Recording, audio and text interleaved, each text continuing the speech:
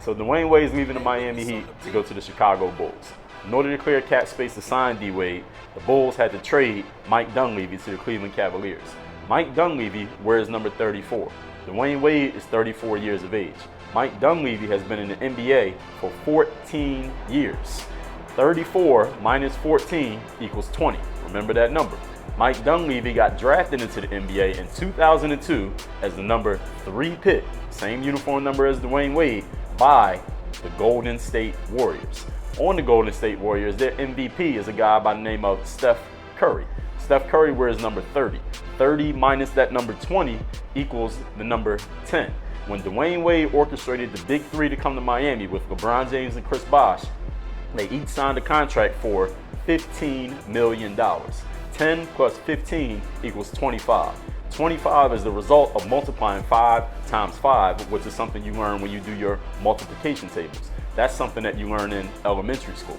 Steph Curry's daughter is too young for elementary school. LeBron James's oldest son is too old for elementary school.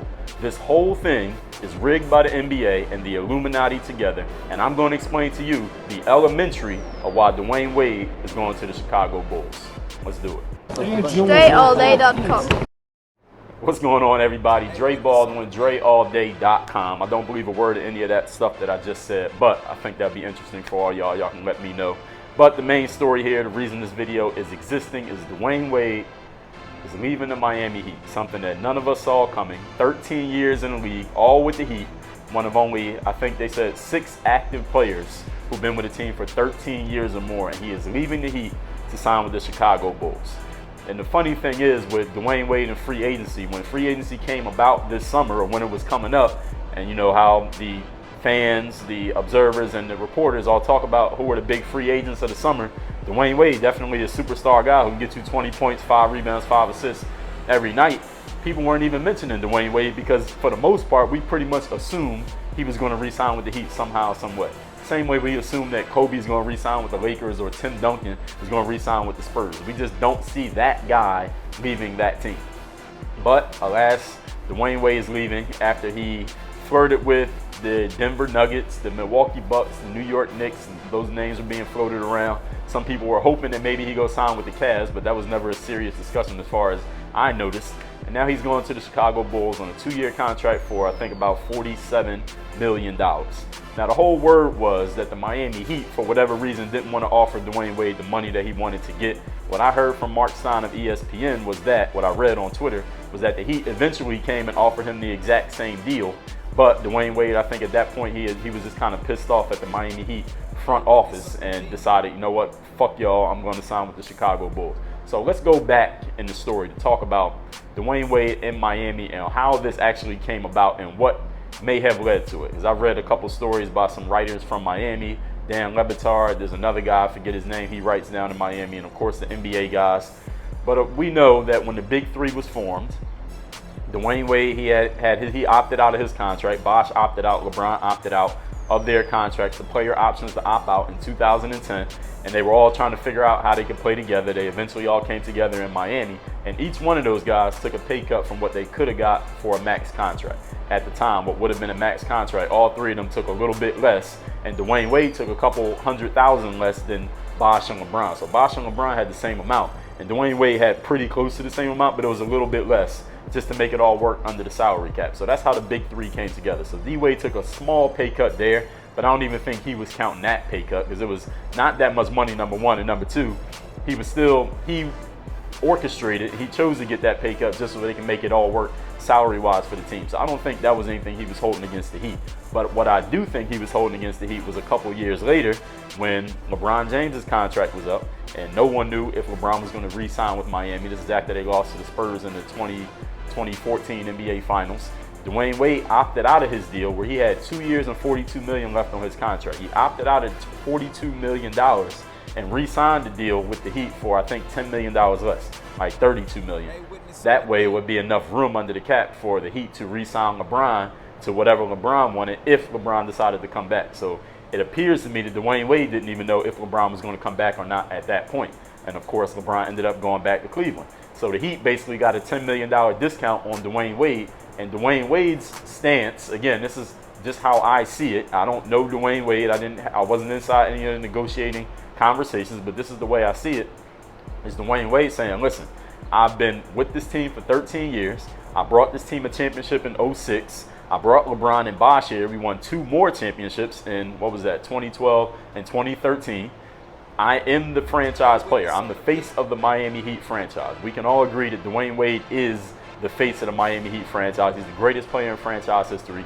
#1 ranked in points. I think it was steals, assists, maybe even rebounds. I don't think rebounds, but something else. He was #1 in all time in Heat, and he was like twice ahead of the next closest person. They showed the stat on ESPN on Twitter again.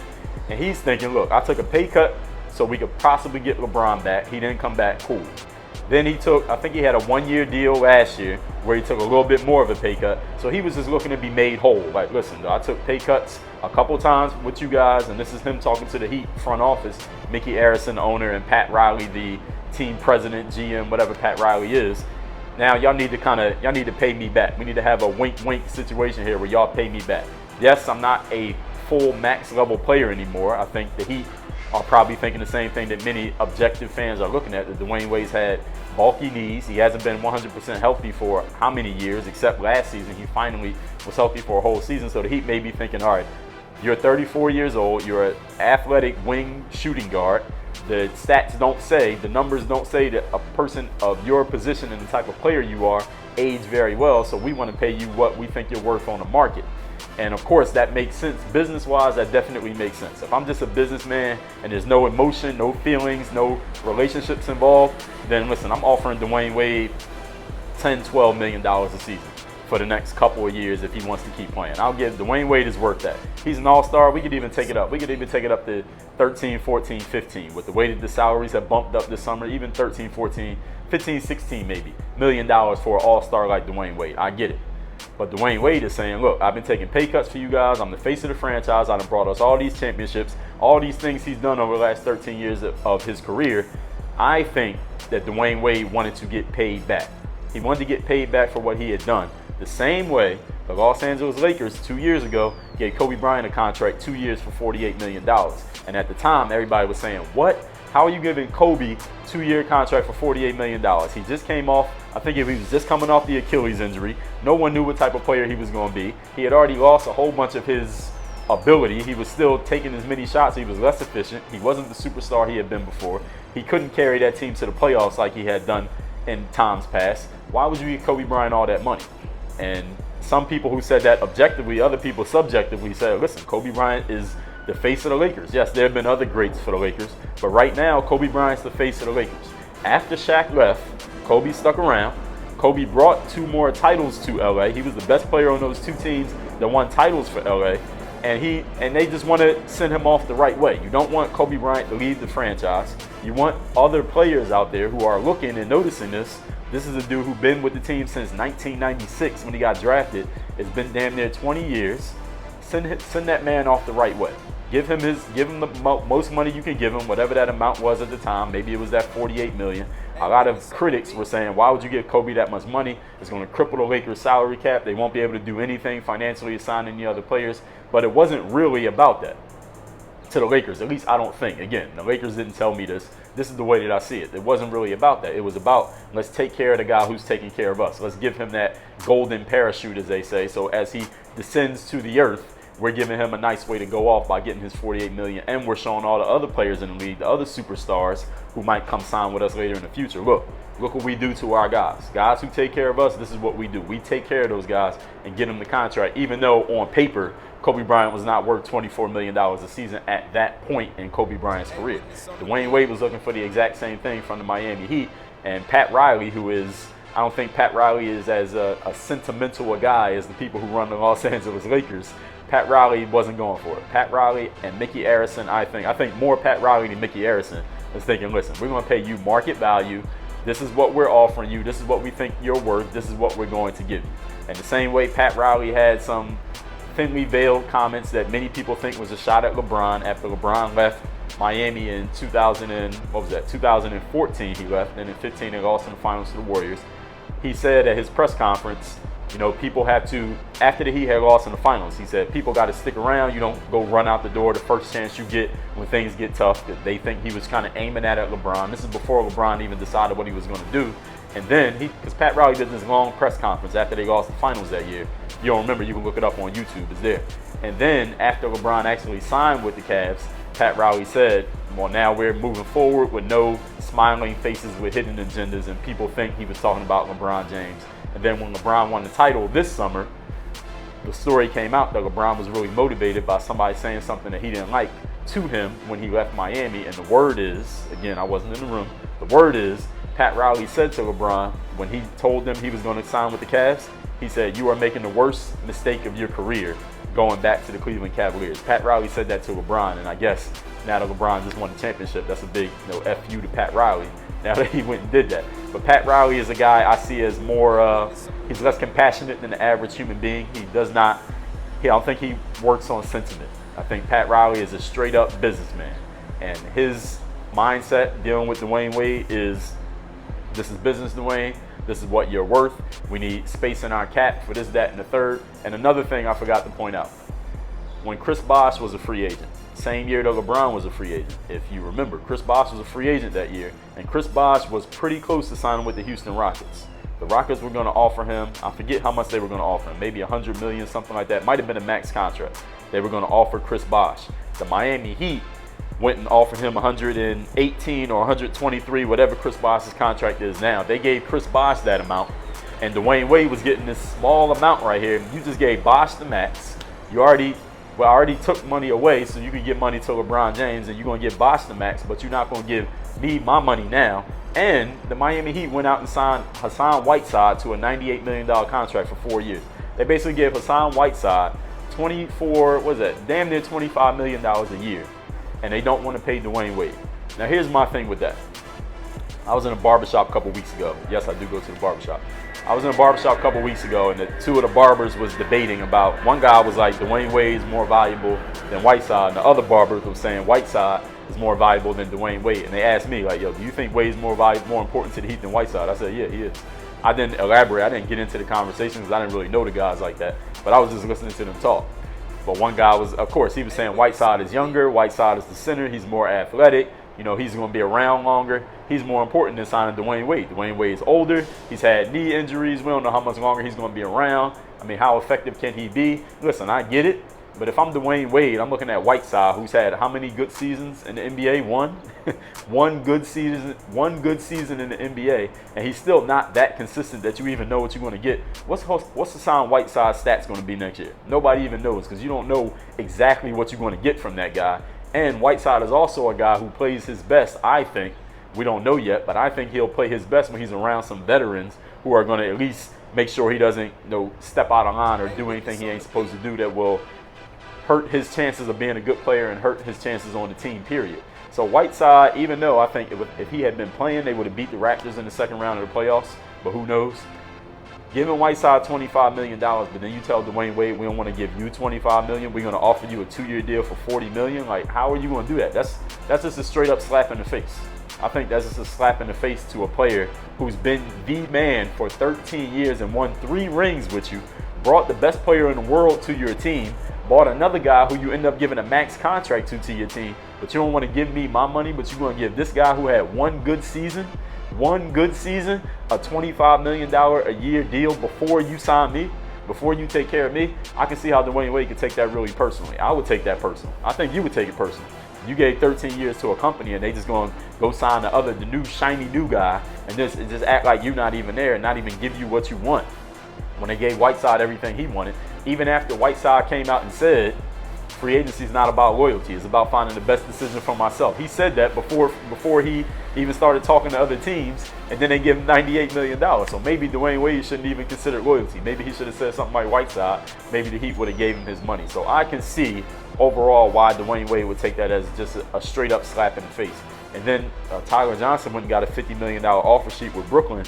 And I think the Heat now are going to match that offer sheet. I think they may match it and keep Tyler Johnson in Miami and just pay him the $50 million themselves that they could have gave to Dwayne Wade for 2 years. But Tyler's, I think, is for 4 or 5 years. different types of contracts. And of course, Johnson is like 10 years younger than Dwayne Wade. But overall, I think for the Miami Heat, just for the Miami Heat franchise, I think this is a bad move for them. I think this is a bad move for them for a couple reasons. Number one, Dwayne Wade is a steadying presence. He's a respected veteran with rings on his fingers. And now if you look at that Miami Heat roster, who's left from the championship days? Who's left that's actually still on, who's an active player? Besides Udonis Haslem, is there anybody else still on the team from the years they were winning the championships? Bosh is there, but who knows if Bosh is even going to play in the NBA again, because they're saying these blood clots might force him to completely retire. And last year, he wanted to play in the playoffs. If he would have played, they would have beat the Raptors. But he didn't play because the Heat wanted to hold him back. So who knows what you're going to get out of Chris Bosh moving forward in the future. We don't know what Chris Bosh is going to do or not going to do, or what he can do or can't do. Udonis Haslem's still on the roster, but Udonis is pretty much a bench guy. He's like a veteran presence guy. He's not a guy who's going to get in the game and get you any particular stats. I wouldn't be surprised if Udonis actually retires at this point, because Dwayne Wade, him and Wade came in together. Like, that's his man, his brother off the court. So now Wade's gone. All the other guys are gone. I don't think there's anybody left. The coaching staff is left. All those guys. Juwan Howard's a coach now. But I don't think anybody else is left. Everybody else is pretty much gone. And that's okay. It doesn't mean just because you win the title, everybody just got to stay on the roster forever. But for the Heat, the thing that I think that makes it bad is that you have all these young guys. You got the Richardson kid. You got Justice Winslow. You have Whiteside. Maybe Bosh will come back. Who knows? You got Tyler Johnson if they match that offer sheet, which I think they will. I don't see any reason why you will let him go. If he's worth that, you might as well keep him. And I don't even remember who else that the Miami Heat got. They have a lot of young guys. A lot of young guys who need a steady veteran presence who they can learn from. And I get it to have the veterans on the bench, like a Udonis Haslem. You can have him on the bench. Maybe Chris Bosh, if he got to sit out next season, he's still on the contract, maybe he'll still be on the bench. But it's one thing to have a guy who doesn't play much as a veteran presence. It's a whole different thing to have a guy as a veteran presence who everyone has to respect. Those young guys got to respect, who's on the court every day, going bucket for bucket with you, who can score on you just as easily as you can score on him, and he got the rings to prove it. Like, listen, dude, look at these rings on my fingers. How many rings you got? All right, how many times you been to All-Star? How many times you been to the Olympics? Dwayne Wade was that guy. Dwayne Wade was that guy to help steer Winslow and Richardson and Tyler Johnson and Hassan Whiteside. Now you got all these young guys here. Who's your veteran presence? You don't have a veteran presence. So it's gonna be Goran Dragic? I don't think so. Dragic ain't got the pedigree. Has Dragic even been in the playoffs before he played with the Heat last year? Had he been in the playoffs before? He's not a respected veteran like he got these rings and you got to listen to what this guy says. He's not on that same level as a Dwayne Wade. No way. Even Luol Deng was a good example. He's a guy who had been to the playoffs several times. He was known as a hard worker. He was a veteran leader. People respected him because he had been on winning teams and he had played his role and been a contributor to winning teams on a consistent basis. And even been an all-star, I think, at least once. But now Luol Deng's gone. I think he went to the Lakers, right? Luol's with the Lakers. So who do the Heat have who's going to help mold all this young talent that they have? They got some young talent. The Heat have talent, but who's going to help mold this talent if Bosh is not out there playing? Who's going to be that guy? Dwayne Wade's gone. I think, even as a business person, if I'm looking at dollars and cents, is it worth to pay an extra $10, $15, $20 million to a guy who's already brought me 3 rings and been with the franchise for 13 years, just to have him around on the court because he's respected to help mold those young guys? I would say yes. And one thing that people have to understand, all of you who are, if you're an entrepreneur, you want to be an entrepreneur, you want to do your own thing in business, it's not always about the dollars. It's not always a dollars and cents situation. And I think the Miami Heat, the mistake that they made here is that they made the Dwayne Wade decision into a dollars and cents decision. It's not a dollars and cents decision when you're re-signing the Michael Jordan of your franchise. It's not dollars and cents. If LeBron James says, listen, Dan Gilbert, I want $5 million more than you're offering me, you don't think twice. You don't have to think about that. Like, listen, dude, how much money are you going to make if you pay LeBron James extra $5 million and he stays versus him leaving? How much you going to lose? That's a no-brainer decision. Any business owner has to understand that. It's not always about the dollars and cents. It's also about what's the return you're going to get on that investment that you might not be able to count in money. What's the return you get on the investment of the goodwill the city of Cleveland will have for the Cavs if you keep LeBron James around? What's the return on investment you get, the goodwill that the fans who are going to show up to the games and renew their season tickets with the Miami Heat because they know Dwayne Wade's coming back, versus the fans who are not going to renew their season tickets and they're not going to grow up lifelong Heat fans, because guess what? The Heat ain't good. If the Heat take the roster they have right now and go into the next season, are they making the playoffs? They're not even a playoff team with that roster. unless Chris Bosh is playing. If Bosh is playing, maybe they make the playoffs and they're going to lose in the first round. But other than that, if Bosh ain't playing, how the Heat going to even make the playoffs? They're not even making the playoffs next year. So are you even if it was a dollars and cents decision, the amount of money that you didn't want to give Dwayne Wade, they're still going to lose that money in the long run. They're still going to lose it because they're not going to get the ticket sales. They're not going to get the renewals. They're not going to be able to raise their ticket prices. They're not going to sell as much merchandise. Whose jersey they buying? Who's the number one selling jersey in Heat history? Without even looking at the numbers, we all know who it is. So the Miami Heat, again, I don't know if this was their rationale. Maybe there was something completely different that we don't know about. But it appears to me, as it appears to many of the journalists on ESPN, that this whole thing was a money decision.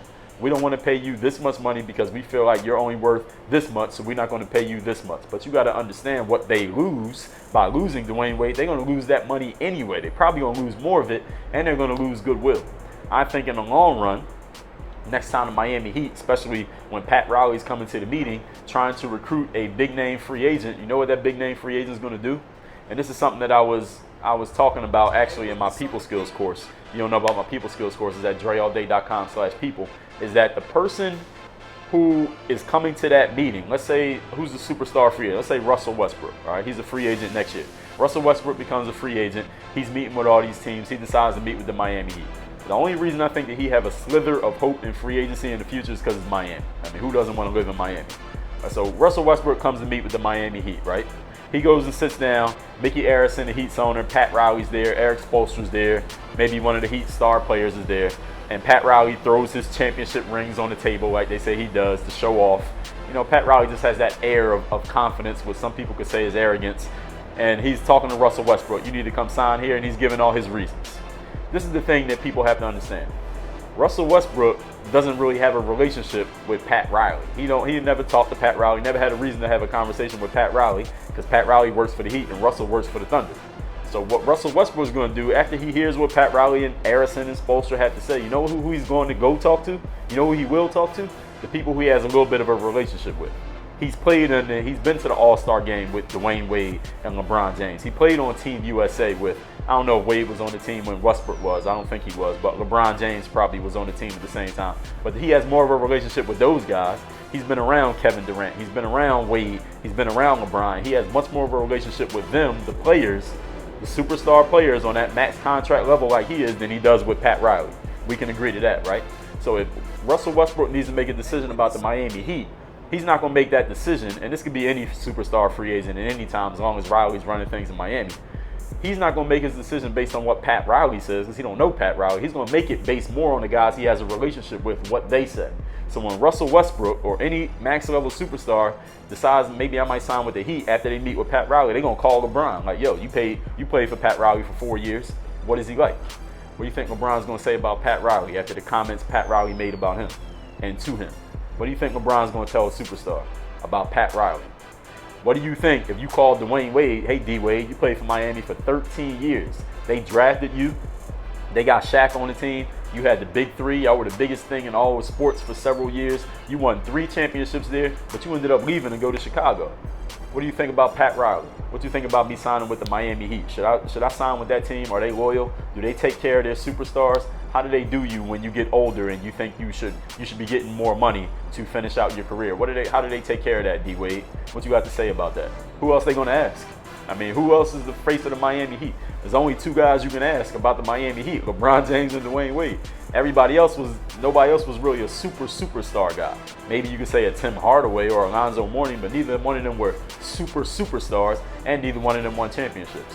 I would think a player around now, this year, next year, the next year, they're going to look at the guys like LeBron. They're going to look at a D-Wade. How do they take care of you? Now, think about the Los Angeles Lakers. They go into a meeting with a free agent, and they say, hey, Russell Westbrook, you from California. Hey, come sign with us.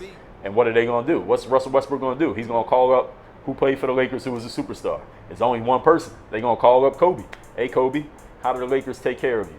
What do the Lakers do for you when you're at the end of your career? You're not as effective as you used to be, but you want to finish out your career with this team. Do they take care of you, Kobe? Did they do you right, Kobe? What's he going to say? He can only tell you what actually happened, and everybody already knows what happened. So that's where I think the Miami Heat went wrong here. Now let's talk about some other things as far as Dwayne Wade. As far as Dwayne Wade goes, I hope, because I'm a fan of Dwayne Wade, I want to see Dwayne Wade have a comeback year. I think last year was a comeback year kind of for him. He showed that he could stay healthy for a season. He averaged I don't even know what his average is. We're going to look up Dwayne Wade's stats from last year. But he averaged, as far as I know, about 20 points. Dwayne Wade, so there's a lot of Dwayne Wade news out right now. We got to find Dwayne Wade's stats. But Dwayne Wade averaged about 20 points per game last year. He'd get you 5 rebounds, 5 assists. Dwayne Wade could do that in his sleep. He averaged 19 points, 4.6 assists, and 4.1 rebounds. Had a PER of 20. PER of 20.42. Dwayne Wade had a pretty good season. I mean, based on the fact that he's 34 years old, his knees are creaky, you get 19, 4 and 4 out of a guy, that's a pretty good player. And with the history that he had with the Heat, again, I expect more from Miami. But I think Wade can have a bounce back year and do even better next year. Not because he's going to be healthier, not because he got younger, but now he has a why. Now he got a why. Sometimes people ask me, Dre, what's your why? Dwayne Wade got a why now.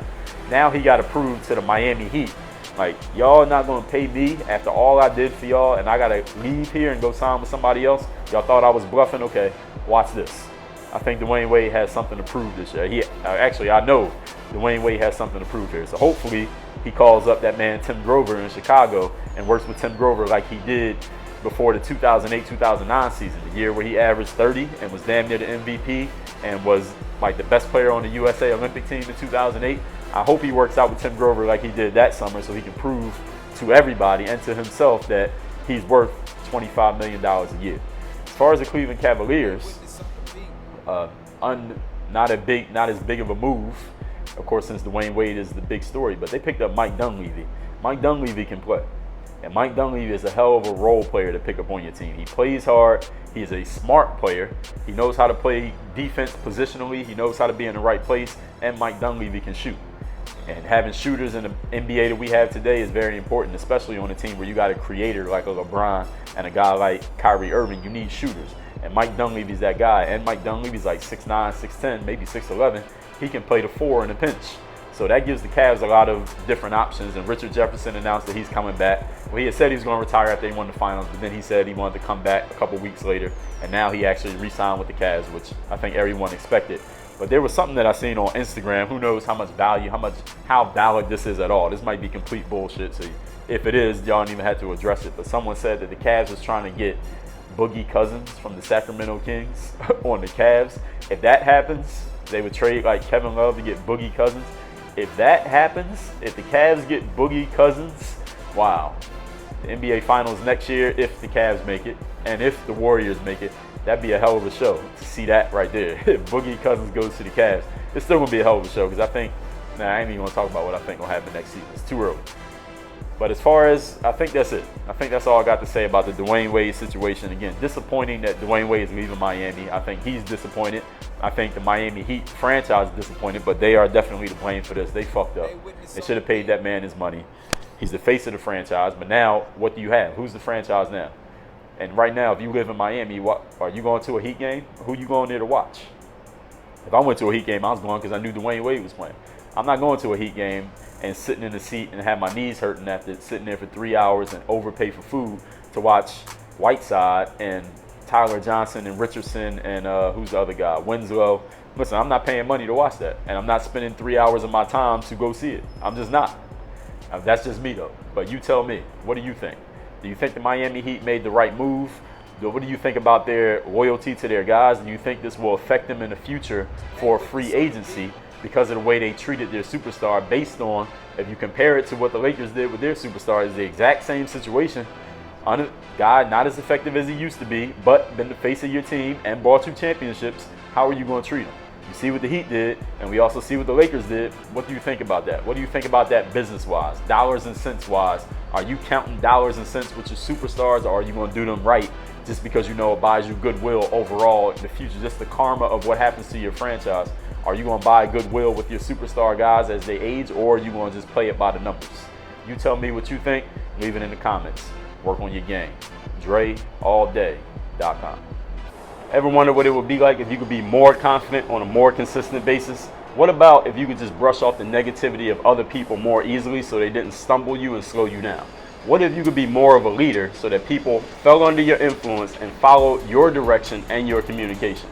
What if you could have more focus on the positive things that you want instead of looking at the negativity and letting that slow you down and put fear in your heart? And what if you could do all of this, tie it all in, and make it part of your normal day-to-day life for the rest of your life? Would there be any benefit to that? I think so, and I know you do too. Well, guess what? My new course is called Bulletproof Mindset, and it covers everything I just said and a whole lot more. It's an 8-week course. You can get all the details and get started right now at dreallday.com/bulletproof. Check it out, and I'll see you over there. Work on your game. If you're on Snapchat, hit me on the Snap. My Snap name is @DreBaldwin. You already know how that works. And I got a podcast, if you didn't know. It is called Work on Your Game. It is an everyday podcast where I talk about getting yourself into the right mindset, that bulletproof mindset. Getting yourself seen, heard, known. Getting the exposure you want and making things happen in your life instead of waiting for things to happen to or for you. Subscribe to that podcast. We're on iTunes, SoundCloud, and Stitcher. Make sure you check it every single day. Make sure you're subscribed so you catch the heat. Work on your game. Dre ball. I feel like Dre ball. I feel like Dre ball. I'm ballin'. I feel like Dre.